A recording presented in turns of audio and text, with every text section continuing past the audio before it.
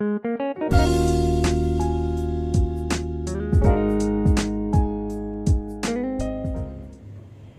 अब हमारी एक अगली कंडीशन आती है, हमें एक सिंपल सा फॉर लूप दे देगा for I equal to 1, I less than equal to n, I cross equal to 2। दोस्तों आपको कंडीशन यहाँ पे दे रखी है I equal to I multiply by 2।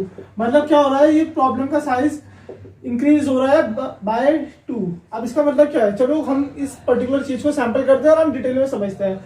सबसे पहले आई की वैल्यू क्या है, सबसे पहले आई की वैल्यू है यहाँ पे 1 है ना, 1। फिर उसके बाद क्या होगी 1 मल्टीप्लाई बाय 2, वो क्या हो जाएगा 2। फिर आएगी 2 मल्टीप्लाई बाय 2, वो क्या हो जाएगा 2 स्क्वायर। फिर आएगा 2 square multiply by 2 equal to 2 cube. आप देखते जाओ ना ये कंडीशन, ये वाली कंडीशन। फिर आएगा 2 cube multiply by 2 equal to 2 raise to the power 4। अब ये ऐसे चलता जाएगा, कब तक चलेगा, जब तक ये वाली वैल्यू जो यहाँ पे आई की वैल्यू होगी वो किससे बड़ी नहीं जाती, i becomes greater than n, isn't it. ये चलता रहेगा। तो मान लो ये जो ये कंडीशन चल रही है, ये 2 रेज़ टू द पावर के स्टेप तक चल रही है। मतलब ये फर्स्ट स्टेप है, ये सेकंड स्टेप है, थर्ड स्टेप है, फोर्थ स्टेप है, सो ऑन। सो ये कंडीशन कितने स्टेप तक चल रही है, के स्टेप चल रही है। सो के स्टेप पे 2 रेज़ टू द पावर के मेरी वैल्यू आएगी, और ये वैल्यू किस चीज से बड़ी होगी, ये वैल्यू n से बड़ी होगी। मतलब ये अल्टमोस्ट वैल्यू होगी जो ये कंडीशन सेटिस्फाई करेगी। सो ये कितने टाइम्स चल रहा है, 2 रेज़ टू द पावर के टाइम्स चल रही है ये वाली कंडीशन। सो अब देखो यहाँ पे हमारे क्या कंडीशन है, 2 रेज़ टू द पावर के should be greater than n। अब देखो यहाँ पे क्या है, इसे पुट करो, 2 रेज़ टू द पावर के इज ग्रेटर देन n। अब आप ये देखो i is greater than n। सो हम एटमोस्ट कंडीशन में क्या बोलते हैं, 2 रेज़ टू द पावर के इक्वल टू n। अब आप इसे लॉगरिथम की फॉर्म में लिखो, तो क्या आ जाएगा, k equal to log base two n।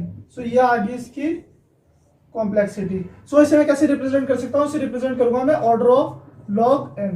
आ गया आपको समझ में। सो ये आ गया हमारा इस पर्टिकुलर कॉन्सेप्ट का आंसर। सो दोस्तों मैं आपको एक चीज और बताना चाहता हूँ, जैसे हम कंडीशन को थोड़ा सा चेंज कर देते हैं। कैसे कंडीशन चेंज करेंगे, बहुत आसान कॉन्सेप्ट है, आप ध्यान से देखते रहो। तो ये फॉर लूप है। अगर मैं यहाँ पे पैरेलल में एक और फॉर लूप लिख दूं, for I equal to 1, I less than n, i less than equal to n, i plus plus कर दें यहाँ पे हमने कंडीशन, और इसके अंदर भी सेम स्टेटमेंट है और सेम सेट ऑफ वैल्यूज है। सो अब आप इसे और इसे कंपेयर करो, यहाँ पे आई क्रॉस इक्वल टू 2 हो रहा है, वहां पे आई प्लस प्लस हो रहा है। अब क्या कंडीशन है मेरी, यहाँ पे आई की वैल्यू 1 है, फिर 1 के बाद क्या हो जाएगी, 2 हो जाएगी, फिर 3 हो जाएगी, फिर 4 हो जाएगी, फिर 5 हो जाएगी, ऐसे सो ऑन। सो ये कितना टाइम्स चलेगा, ये हमारा चलेगा k टाइम्स। अब k टाइम्स चलने के बाद क्या होगा, इसे k टाइम्स जब ये कंडीशन एग्जीक्यूट हो जाएगी तो मेरी एक ऐसी कंडीशन आएगी जिसमें आई की वैल्यू ग्रेटर देन n हो जाएगी। मतलब ये वाली कंडीशन हो जाएगी मेरी फॉल्स। सो अगर आप इसे सिंपल प्लस करोगे, सो ये कितनी वैल्यूज है, k टाइम्स है। सो k टाइम्स ये प्लस हो रहा है तो ये किसके इक्वल हो जाएगा, n के इक्वल हो जाएगा। और अगर आप इस वाली कंडीशन में देखोगे, ये क्या हो रही है, मल्टीप्लाई हो रही है कंडीशन। सो कैसे मल्टीप्लाई हो रही है, 1 मल्टीप्लाई बाय 2, फिर again multiply by 2, and again multiply by 2, and again multiply 2, and so on. Up to कितने टाइम्स हो रही है, k टाइम्स ये कंडीशन मल्टीप्लाई हो रही है। सो ये क्या हो जाएगा, 2 raise to the power k आ जाएगी। आ रहा है आपको समझ में। सो यहाँ पे हम इसे लिख सकते हैं 2 raise to the power k equal to n, और आप यहाँ से भी ये चीज ड्राइव कर सकते हो, k equal to log base two n। ये वाली कंडीशन यहाँ से हो जाएगी सेटिस्फाइड।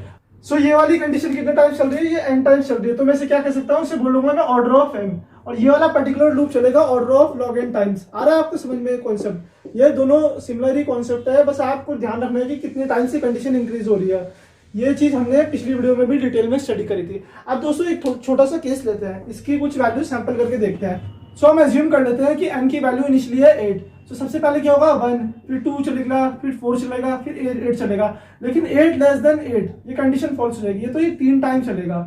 आ रहा है आपको कॉन्सेप्ट समझिए, 3 टाइम चलेगा। अब यहाँ पे हम पुट करते हैं लॉग बेस टू 8, ये किसके इक्वल हो जाएगा, ये 3 के इक्वल हो जाएगा। लेकिन अगर मैं n की वैल्यू को यहाँ पे 8 के बदले 10 कर दूं, तो क्या कंडीशन आएगी, सबसे पहले 1 के लिए चलेगा, फिर 2 के लिए चलेगा, फिर 4 के लिए चलेगा, फिर 8 के लिए चलेगा, फिर 16 के लिए। 16 पे कंडीशन फॉल्स हो जाएगी ना, नहीं 16 के लिए नहीं चलेगा। सो ये कितने टाइम्स चल रहा है, ये 4 टाइम्स चल रहा है। आपको आ रहा है समझ में।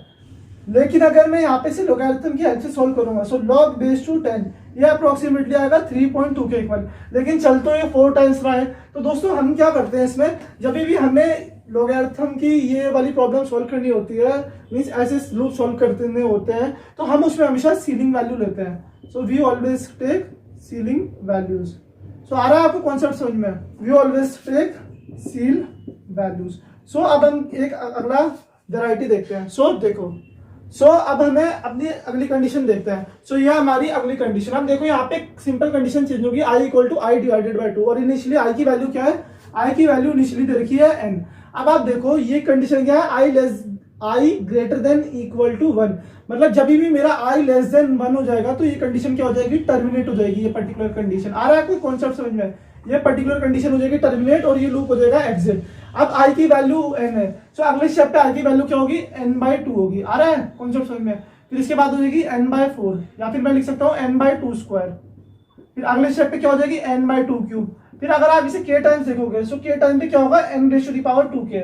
अब मैं ये अज्यूम कर लेता हूँ कि इस टाइम पे ये पर्टिकुलर कंडीशन हो रही है एग्जिट, ये लूप हो गया मेरा प्रॉपर्ली टर्मिनेट। इस स्टेप पे हमारा लूप हो रहा है टर्मिनेट क्योंकि ये k टाइम्स ही चल रहा है। It runs for k times, it runs, या फिर आप लिख सकते हो executes for k times, for k times. अब आप यहाँ पे कंडीशन देखो, i इज लेस देन 1 है ना, सो यहाँ n/2k इज लेस देन 1। अब आप एटमोस्ट कंडीशन में क्या कर सकते हो, n/2k इज इक्वल टू 1, सो आप क्या करोगे, n इक्वल टू 2k। अगर आप इसे एक्सप्रेस करना चाहोगे तो कैसे एक्सप्रेस करेंगे, k equal to log base two n। So यह आ गया हमारा आंसर या फिर आ गया रिजल्ट। सो मैं क्या कहूंगा, इसकी कॉम्प्लेक्सिटी या ऑर्डर है order of log n। So यह आ गया हमारा आंसर। इसमें भी हम सीलिंग वैल्यू देखते हैं। सो दोस्तों एक और कंडीशन देखते हैं। सो देखो, सो अब हमारी एक लूप की कंडीशन आ गई है। यहाँ पे क्या कंडीशन दे रखी, I cross I is less than n। अब टर्मिनेट कब होगा, जब आई स्क्वायर या फिर आई क्रॉस आई किससे बड़ा हो जाएगा, n से बड़ा हो जाएगा। So I square should be greater than n। ये है I square should be greater than n। अब दोस्तों हम सिंपल कंडीशन देखते हैं, हमारा लूप कौन से स्टेप से चल रहा है, 0 से मेरा लूप स्टार्ट हो रहा है। सो अगर मैं इसे सिंपल सॉल्व करना चाहूँ, ये कितने स्टेप में इंक्रीमेंट हो रहा है, it is incriminating bye 1 value, मतलब पहले 0 है फिर 1 होगा फिर 2 होगा एंड सो ऑन। सो अगर मैं इसे एटमोस्ट कंडीशन में देखूँ, so I square equal to n, so I equal to √n। So ये कितनी टाइम्स चलेगा, it will run for almost √n times. So मैं क्या कह सकता हूँ, इसे मैं रिप्रेजेंट कर सकता हूँ ऑर्डर ऑफ √n। आगे आपको कॉन्सेप्ट समझ में, हमें कंडीशन चेक करनी होती है और उसी के हिसाब से अपने स्टेप्स देखने पड़ते हैं इस पर्टिकुलर कॉन्सेप्ट को सॉल्व करने के लिए। अब एक और वैरायटी देखते हैं। सो देखो, सो अब ये हमारी अगली वैरायटी, इसमें हमने 2 लूप ले रखे हैं। ये 2 जो लूप है ये नेस्टेड लूप नहीं है लेकिन कॉन्सिक्यूटिव लूप है। ये लूप यहाँ तक चल रहा है और ये लूप यहाँ तक चल रहा है, मतलब पहले ये लूप चलेगा फिर ये लूप चलेगा। अब आप देखते साथ बता सकते हो कि यहाँ पे कंडीशन क्या है, i++, so it will execute for order of n times, या फिर हम बोलेंगे सिंपल इसे कि it will execute for n times, क्योंकि हम दोनों के रिस्पेक्ट में बात करें ना। सो n टाइम्स चलेगा ये भी कितने टाइम्स चलेगा, n टाइम्स। आप दोनों को एडिशन करो, n + n हो गया 2n। सो दोनों कितने टाइम्स चलेंगे, it will run for order of 2n times, या फिर आप सिंपल इसे ऑर्डर ऑफ n टाइम्स भी बोल सकते हो।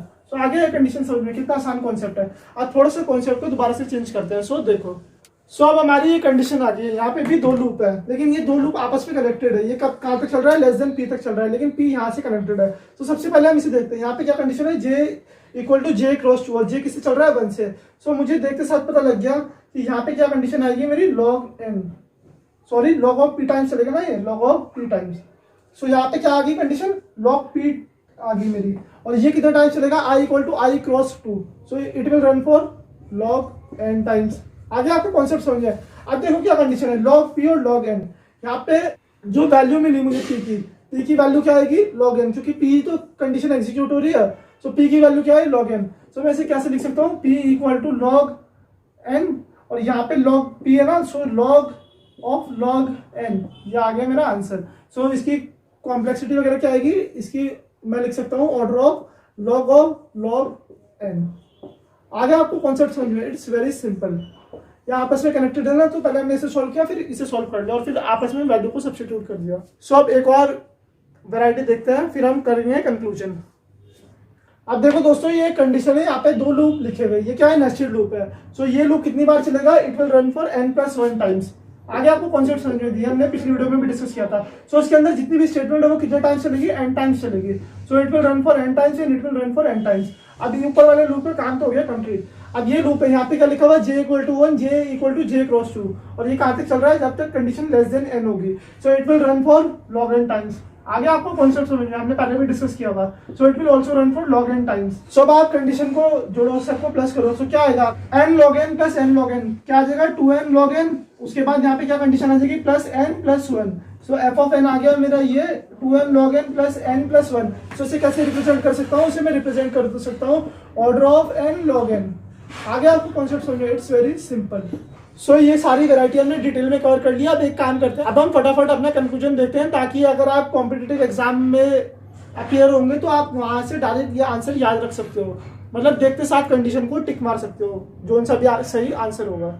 सो अब हम अपना फटाफट कंक्लूजन करते हैं। हमने सबसे पहले क्या पढ़ा था, अगर मेरा एक लूप है for I equal to 0, I less than N, I plus plus, so क्या ऑर्डर आएगा इसका, it will execute for order of N times. अगर यहाँ पे कंडीशन थोड़ी सी चेंज हो जाए और आई इक्वल टू 0 हो जाए, आई लेस देन एन हो जाए, आई प्लस इक्वल टू 2 हो जाए, मतलब ये कितने टाइम्स चलेगा, order of N by 2 times. So मैं इसे कैसे रिप्रेजेंट कर सकता हूँ, ऑर्डर ऑफ एन टाइम्स ही रिप्रेजेंट कर सकता हूँ ये वाली कंडीशन को। अगर यहाँ पे कंडीशन ऐसी आ जाए और I equal to 0, I less than N, I equal to I plus 100, अगर ये वाली कंडीशन आ जाए यहाँ पे, सो ये कितने टाइम्स चलेगा, ऑर्डर ऑफ एन बाई 100। सो इसे भी मैं कैसे रिप्रेजेंट कर सकता हूँ, ऑर्डर ऑफ एन, क्योंकि यहाँ पे 100 क्या है, कांस्टेंट वैल्यू है। अब मैंने आपको अगली वैरायटी पढ़ाई थी for I equal to 1, I less than N, I plus या फिर i equal to I cross 2, ये वाली कंडीशन हमने पढ़ाई थी। सो हमने क्या देखा था, इसका ऑर्डर आया था हमारा ऑर्डर ऑफ लॉग